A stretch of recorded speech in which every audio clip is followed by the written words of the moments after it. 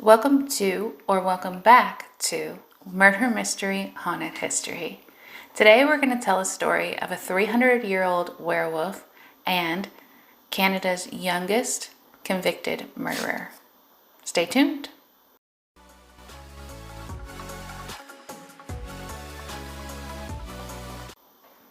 Our story happened in a middle-class suburb in Medicine Hat, Canada in 2006. Our story includes the Richardson family, which consisted of Mark, the father, Deborah, the mother, Jasmine, the 12-year-old daughter, and Jacob, the 8-year-old son. Jasmine was known as a good girl. She was also known as kind of a girly girl. She liked to wear pink and your typical, what would be considered girly items by most general standards, I guess. And she was very good at her schoolwork, always turning it in on time, and her teachers absolutely loved her. She attended a private Catholic school. Jacob has been described as goofy and silly and often the class clown. The family in general has been described as loving and happy and very close-knit. So Jasmine began to change. Her parents noticed the change, but it was a very slow type of change. And I think that her parents assumed that it was the typical teenage years thing starting to happen. She was 12 going on 13, so she was right at that age where teens typically start to act out a bit more. They're finding themselves and they're exploring a little more of who they are, and they're stepping outside the boundaries of what their parents want them to do, you know, like breaking a few rules here and there. So I think her parents thought that it was kind of that sort of thing. However, the slow changes that were beginning were she started to wear all black instead of enjoying the colors that she used to wear so often. She started to have a really serious attitude problem and, was arguing with her parents on a consistent basis.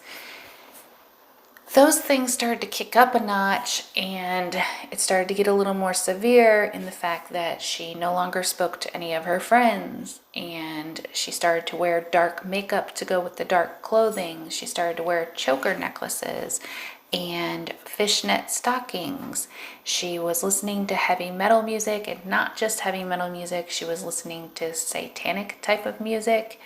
And then she was also drawing on herself with like magic marker or black eyeliner, I'm not sure which, but she was drawing on her face and her hands with like upside down crosses and satanic type of symbols. Now, I don't think this stuff would have been accepted in a normal school, like a public school. However, keep in mind that she was attending a Catholic school, okay? So she has dropped her friends at this point. She has gone from being a religious young lady who is in a very religious family and attending a religious school to satanic worship type stuff and a very gothic type look, and dropped all of her friends. So this becomes very concerning to her parents, needless to say. One thing I do want to mention is that even though all of this was going on, she was keeping up with her schoolwork. She was continuing to keep up with her schoolwork. However, she was no longer speaking kindly to her teachers either. She was being a little rougher with her teachers, and she had always been really good with her teachers. So her parents were a little confused and a little concerned and trying to figure out what was going on. So Jasmine gets the opportunity to go to a punk rock concert, which this fits into her new aesthetic like no tomorrow. So she's super excited and she gets the opportunity to go, and she goes. And while there, she meets a young man named Jeremy. Now this boy, Jeremy, fits everything that her little heart desires at the time. He's goth just like her. He's got the dark eyeliner. He's the bad boy type, she can tell from afar. And he pays her attention, he likes her as well. They exchange information. It turns out, though, that he is 23 years old. Keep in mind as we go throughout this story that Jasmine is 12 years old. So Jasmine keeps this new budding relationship a secret from her parents. Of course she would. He's 23, she's 12, and her and him begin to date and to communicate. They do a lot of that communication online through what was called MySpace. Many of us, older generation, will know what MySpace is, but those of us that don't, MySpace was a lot like Facebook, but it was, you could share music and things like that back then, so it was kind of a little bit different, but a lot like Facebook. Jeremy Steinke, I think is how you say his last name, grew up on the wrong side of the tracks, I guess is what you would say. He grew up in not such a great area of town, and he had a pretty rough childhood from what reports say. He dropped out of high school and did not graduate high school, and he was unemployed. Jeremy was also into the gothic lifestyle. He wore dog collars, wore black clothing, and the dark black eyeliner as well. After meeting at the show, they started to hang out, but they had to do this in secret because, again, he was 23 and she was 12. So Jasmine would tell her parents that she was going to hang out with her friend and instead would be hanging out with Jeremy. Jeremy wore a vial of blood around his neck. He claimed that the vial of blood was necessary for his survival. When Jasmine asked him about this, he explained this to her, and Jasmine was wowed. I want you to keep in mind again that Jasmine was 12 years old. This is the time that I think you still believe in vampires and fairy tales, and you're trying to figure out if those things are real, and the Prince Charming can still sweep you off your feet. And if you believed in vampires and werewolves, and think of the movie Twilight and how when that movie came out, so many young tweens, teens, and young 11, 12-year-old girls were so in love with Edward, and they wanted to be swept off their feet by Edward. And I forget, though, there was a werewolf in the movie too. I forget his name. I'm so sorry. But there were so many young ladies that wanted to be swept off their feet by him as well. And so if you think about it from that point of view instead of from the adult point of view, maybe you can understand where Jasmine was coming from when she kind of believed that this vial of blood was Jeremy's survival and that he was a 300-year-old werewolf. But anyway, I just thought I would add that in. I want you to keep in mind that it has been reported that Jasmine and Jeremy were sexually active. So again, at 12 years old, when you become active at that young of an age, there is much more of an influence from the other person, much more of a connection and an influence, and you're going to want to hang on to that much more than if that had not. A couple of months after meeting Jeremy, things for Jasmine took a darker turn. Not only was she not friends with her friends anymore, but her friends said that she became scary, that they were actually scared of her. So not only did they not want to be friends anymore with her and hang out with her, but they were actually scared of her when they just ran into her. Jasmine is quoted as saying, "She liked the idea of scaring people. It made her feel powerful." Jeremy became her world. She was infatuated by him. Jasmine joined a website that Jeremy was a part of called VampireFreaks.com. This is very much like MySpace. It's where people could talk back and forth with each other, leave pictures, promote their friends, like you could display who your friends were, but it was very much so targeted towards the vampire community. Jasmine's MySpace profile About Me section changed as well. It used to state that her heroes were God and her family, but now it stated her heroes were Marilyn Manson, Chris Angel, Jeffrey Dahmer, Batman, Danny Filth, and her religion changed to Wiccan. Now, as I mentioned, this is also where Jeremy spent a lot of his time. So they kind of shifted, and this is where they spent most of their time communicating, was on this vampirefreaks.com website. Jeremy's About Me section said that he liked skateboarding, mosh pits, kinky fetishes, tattoos, loud music, and also Chris Angel. I find that weird. Am I missing something? Is Chris Angel into like devil worshipping or something like that? I know that Chris Angel is a magician, but I wasn't aware that he was like into the dark. I could be wrong. So Jasmine had kept this relationship hidden from her parents, of course, because he was 23 and she was 12. But they had started to grow really concerned with how much she had changed. So they started to dig into her social media. They got on the computer and started to look and kind of figure out what's going on. And as soon as they found everything, they said, enough's enough. This isn't happening. He's too old for you. We don't like where your life's going. We don't like what's happening. You're not leaving the house. You're grounded indefinitely. You go to school, you come home from school, that's it. You're no longer allowed to see him. You're no longer allowed to nothing. No more. Nada. It's done. I mean, reasonable, right? Any parent would do that. I would.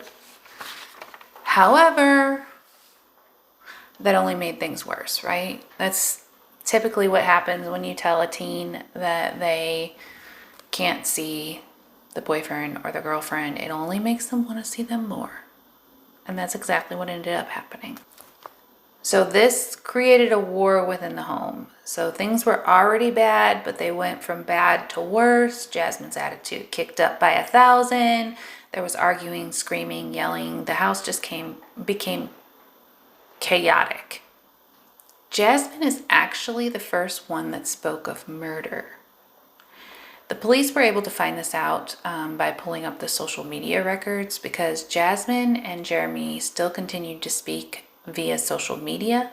Since she wasn't allowed to go out and see him, she still continued to speak to him on social media. And the police were able to pull up the records and find that she was actually the first one to speak of murder. And here's what she had to say. I have this plan. It begins with me killing them and ends with me living with you. Jeremy wrote, their throats I want to slit. They will regret the shit that they have done. Finally, there shall be silence. Blood shall be my payment. Their communications from this point forward were a lot of just talking about their hatred, their mutual hatred for her parents, since her parents were the reason that they couldn't be together. So on the evening of April 23rd, 2006, the Richardson family is getting ready for the evening to go to bed and just kind of settling in. And they're in their rooms, kind of all doing their own thing, whether that be brushing their teeth or putting on their pajamas, whatever. And Deborah hears a noise downstairs. So she decides to go downstairs and investigate. And as she gets downstairs and goes to flip on a light, she sees a masked man holding a knife. That masked man starts stabbing her, and as he starts to stab her, she starts screaming out. And as she's screaming, the whole house starts to be alerted that there's an issue. The masked man, this intruder, stabs her a total of 12 times.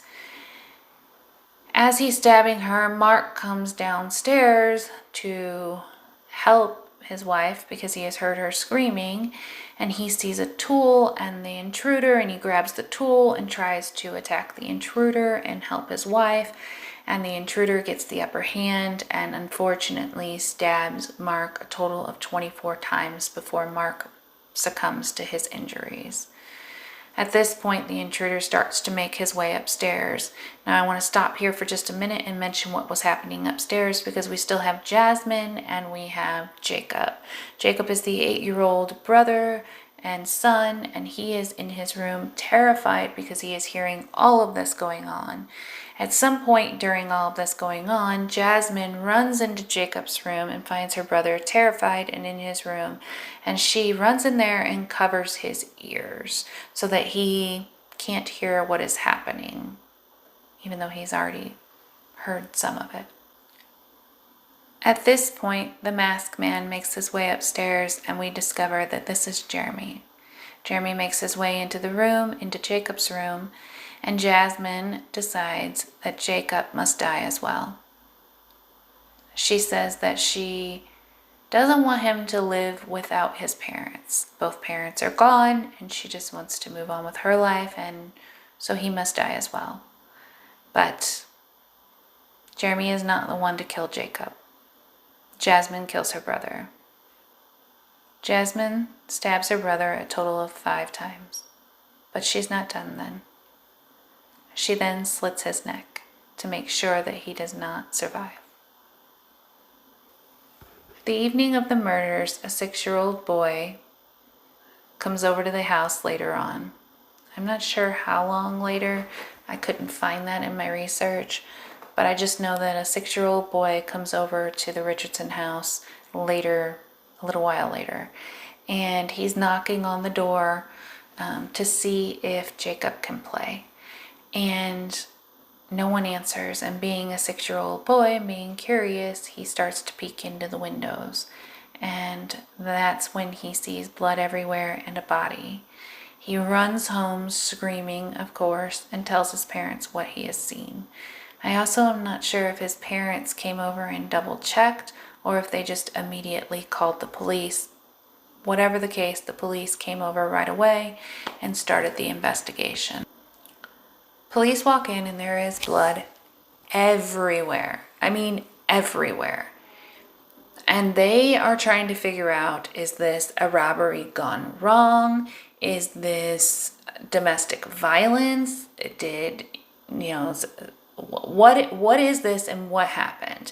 And as they're kind of going around, they're realizing, there's a mom, a dad.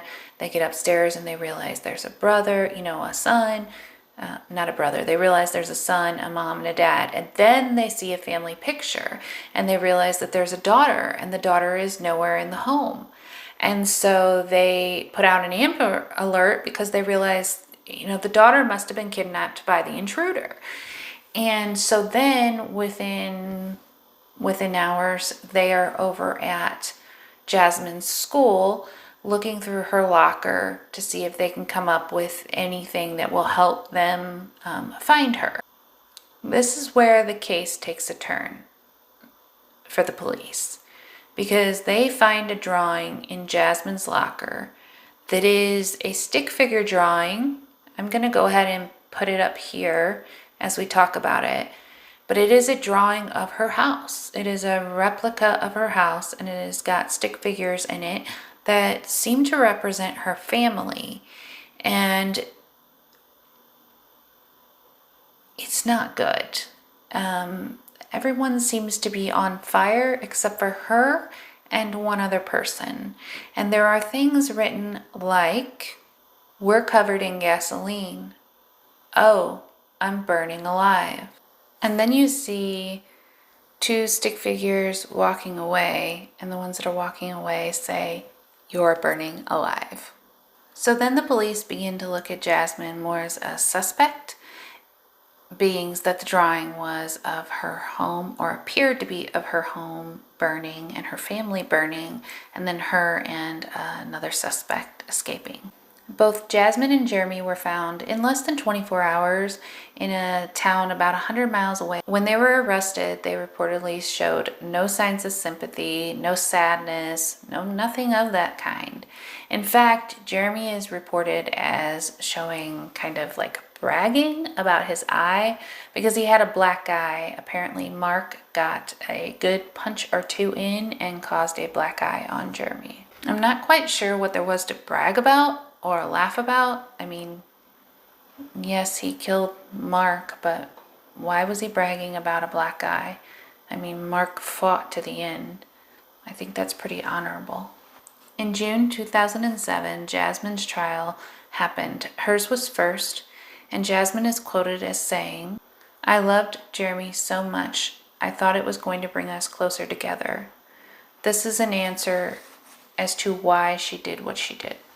As far as evidence goes, there was a lot of jailhouse mail. So Jeremy and Jasmine continued to talk back and forth throughout the time that they were in jail. They sent mail back and forth to each other. Jasmine joked that they were legends and immortal. The letters were about planning their future together, kind of as if they were getting out of jail tomorrow. This seems to show Jasmine's immaturity, still not realizing how much trouble she actually was in. Still, neither one of them showed any remorse or sorrow in these letters. One of the letters that Jasmine wrote said, "Never has a person affected me so much. Always will there be something missing without you. With me. My lawyer tells me we are legends. Closer to immortality, it seems." This is a letter from Jeremy to Jasmine. "I love you more than life itself. Once you're released, please visit often. Never forget how much I care or love you. Without you, this life is not worth living. You said you want to get engaged. Then here's a question. Will you marry me? If so, then it's a verbal agreement." Jasmine responded, "Yes, I would love to. The world really is against us." When Jasmine took the stand, she basically said that she had had a hypothetical conversation with Jeremy, saying that she wanted to kill her parents or wished her parents were dead. She said she never intended to go through with it. When questioned about the jailhouse letters, she was just stating, according to her, that people were going to remember them forever.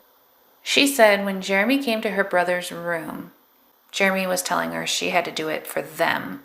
Because he killed her parents, she had to kill Jacob for them. She also claimed that she didn't stab Jacob that hard, that she did it softly. On July 10th, 2007, after only 3 hours of deliberation, the jury came back and found her guilty of 3 counts of first-degree murder. Hold on to your seats, because the sentencing is wild. Now remember, this was in Canada versus the US, so it's a little bit different over there. But here we go. She was sentenced to 10 years imprisonment. The max sentence allowed by the Youth Criminal Justice Act. Convicts who are under the age of 14 cannot be charged as an adult. Can only be given a maximum sentence of 10 years. She got a 18-month credit for the time served while she was waiting for the trial. 4 of those years were going to be spent in a psychiatric facility, and then 4.5 were going to be spent under conditional supervision in the community. Now I want you to keep in mind that Canadian law versus US law. Canadian law is set up to rehabilitate the criminals and get them back out into the community, where US law is to imprison. I know some are going to agree and some are going to disagree. I don't fully agree. I don't fully disagree. I'm somewhere in the middle on this one because I'm struggling with this. So let's go ahead and talk about Jeremy. Jeremy went to court in December of 2008. Jeremy was found guilty on all 3 counts of first-degree murder. He's going to serve 3 concurrent life sentences. He will be up for parole after 25 years. 25 years for 3 life. 3 lives. I don't know. I feel like that's a lot more than she got, but I also feel like I'm not sure if that's enough. I don't know. Discuss it in the comments. Let me know what you guys think. So in 2012, Jeremy changed his name to Jackson May. I didn't even know you could change your name in prison. I didn't know, but he changed his name to Jackson May, and then he put in for an appeal. He did not win that appeal, but he did put in for an appeal. In 2015, Jasmine, 23, had fully completed her sentence.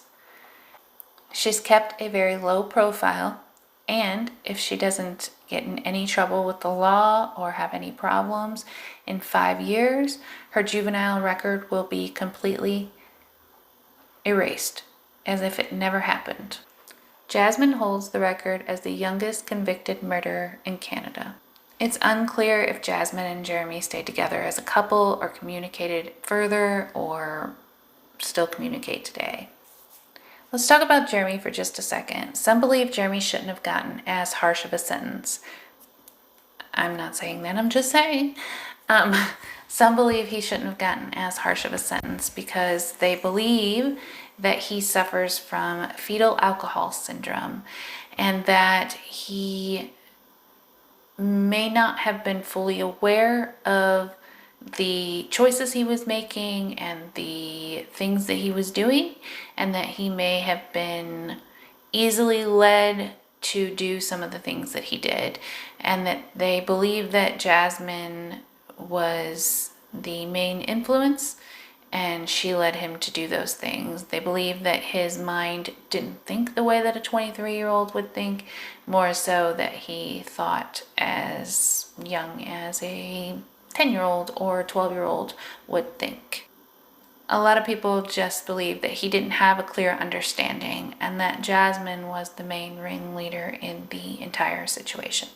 At this point, I have not heard more on Jeremy, so I'm unsure as to where he is at with his sentencing. And as far as Jasmine goes, we do know that she has been released and that she's living a low profile. We also know that she received a scholarship to go to college through prison as well. So I would love to hear your thoughts in the comment section about whether or not you think Jasmine received a stiff enough sentence, whether or not you think Jeremy received a stiff enough sentence, what you think about the crime itself, what you think about Canada's rehabilitation versus imprisonment, and all of it. I would love to hear what you think about this case in the comment section, and I will be there to discuss it with you all. Thank you for joining me for this, and I can't wait to discuss the next case with you. Wishing you all much kindness and much love. Bye for now.